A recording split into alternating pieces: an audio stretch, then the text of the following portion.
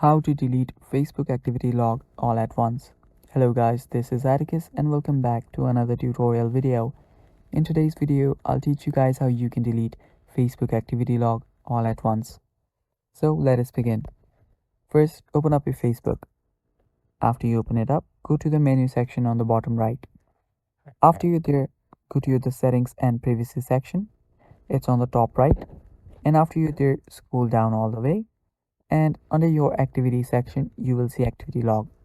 Tap on it and go to activity log. After you're there, you can delete a specific activity log one by one.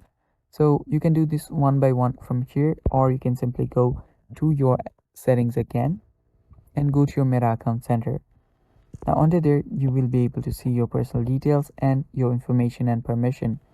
Now go to your information and permission and go to your activity of Meta Technologies. Under there, you will see clear previous activity option. Tap on it and tap on your profile, tap on clear. And after you tap on clear, you will get a pop-up saying clear previous activity. Tap on it and you're basically good to go. And that is how you delete the Facebook activity log all at once. Thanks for watching guys. Stay tuned for more.